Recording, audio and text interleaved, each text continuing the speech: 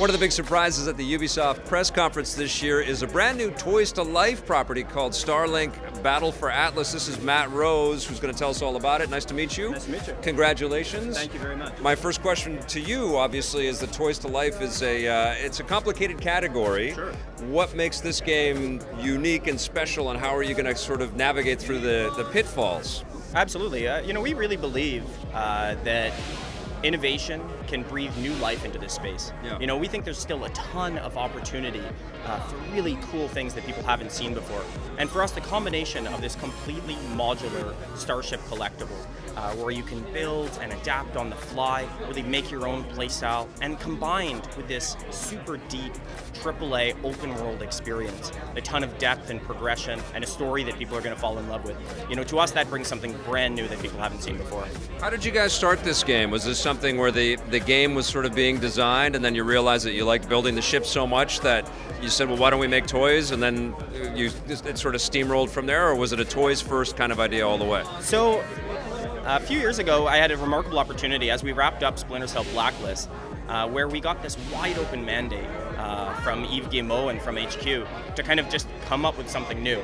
And I've never seen that kind of blank slate before, so it was incredibly liberating and incredibly terrifying.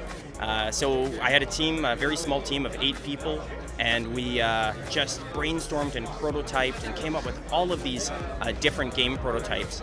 And this was one of them. So it really started with humble origins, with kind of a Wiimote duct tape to like consumer electronics with copper wiring and building toys stuck onto it. But the demo was so compelling, and everyone that came by started playing with it. Their eyes would light up. And we had a really simple little asteroid field you could fly around. People started making their own sound effects, this and like at that point we knew it was something really cool. So then we just kept building on that. We started building, getting experts from the toy industry to join our team, and the team grew, and it's resulted in what you see here today. Is it going to be something that's only playable on the Switch? We've seen that it's sort of tied to that. Is it exclusive to the Switch, or will it be on other platforms too? No, it's on Xbox One, PlayStation 4, and the Switch. Obviously, each platform has its unique features and differences, and we hope to fully use those. And so there's a unique Starship mount that attaches to each of those platforms' controllers. So in the case of the Switch, it's similar to like the Joy-Con grip. It goes between the Joy-Cons, you clip them in. On the other platforms, it just clips right on the front of the controller. Very cool. And so can you take the ships from and play them in any version of the game, kind of like a Skylanders type of deal? Absolutely. Yeah. In fact, absolutely every part is compatible with every other part in the game.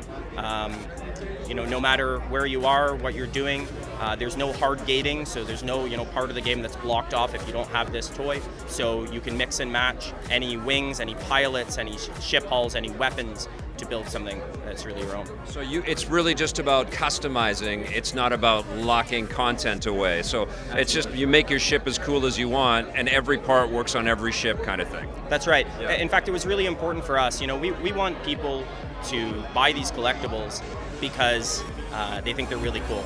And we think they're really cool. They're completely modular. It gives you this really intuitive way to reconfigure your ship on the fly. But we want you to feel good about that. We want you to think that like, wow, this is an awesome collectible. I want to buy that. We don't want to trick you into buying them. We don't want to force you into buying them. Nothing's blocked off.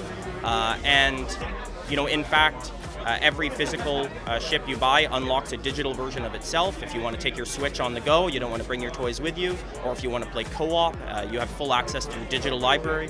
And in fact, you can even buy the game digitally and collect digitally if that's what you'd prefer to do. Okay, so you don't need to buy the toys if you don't want to. What about getting out of the ship? You guys have obviously spent a lot of time with building characters and story around, the pilots and the people that we see in the game. Can you walk around in this game too? For us, we really wanted to focus on delivering an amazing Starship experience. Yeah. So your ship can fly in space, through the atmosphere. It can also go down into kind of a really low skimmer mode. It gives you a very familiar kind of twin-stick control scheme, and you can explore the planet at your own pace. Yeah. So that's really what we've been focused on delivering. All right, cool. The art style, I think, immediately reminded people of No Man's Skies a little bit. Do you like that comparison, or are you trying to stay away from that sort of visual sort of analogy, or how does that make you feel? I think our art director, Dan Ebanks, has done an amazing job crafting something that we feel really good about. You know, it was funny when we first brought the prototype of this game to Paris to show it to Yves and the execs team. That was when there was the initial reveal of No Man's Sky. So, you know, we feel really good about what we've built. You know, I think that this is a very different game on many levels. Obviously, there's the collectible, but you know, also this is really a story-driven kind of epic open-world adventure. Action game, it feels. Action game, absolutely. And each of these planets is handcrafted. You know, this is not about infinite exploration.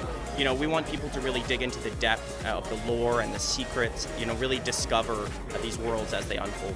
What are you going to price the toys at? And do you guys have any ideas that way? And are you just going to buy, like, here's a gun, and put that in a whole package, and that's $10.99? Like, I don't know what you're gonna. How are you guys gonna do all of that with the toys? So we're not announcing details on the SKU plan yet. Yeah. What I can tell you is that obviously more that will come soon. But what I can tell you is that it was important for us to target really mass market pricing. It's a mass market offer, and another thing is that it was very important for us that this is an achievable collection. So it's a very focused collection.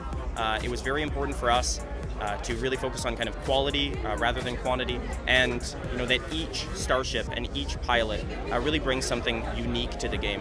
Really has unique character, unique abilities that we think players will really love. So it's more about building your one ship as opposed to collecting 50 of them with every, or a small fleet as opposed to every single thing. Sure. Yeah. It's really kind of a David versus Goliath struggle in Atlas. The players are facing off against the Forgotten Legion. This huge, overwhelming threat that's literally tearing apart the planets of Atlas. And the way that the Starlink initiative is able to battle that is through the adaptation, through being able to mix and match their abilities to take on any challenge as they come up. So we're showing 4 starships and pilots here at E3, Chase, Mason, Judge, and Hunter, who each bring something really unique, both to the story and to the gameplay. And we'll have more to share soon. Yeah. Thank you, Matt. Really looking forward to this one. It's called Starlink Battle for Atlas, and we got a bit of a wait though, right? When's it coming out? It's coming out fall 2018 on Xbox One, PlayStation 4, and Okay, Nintendo Switch. I'm just going to wait right over here, okay? Until it comes out, all right? Sounds good. Okay, start making it.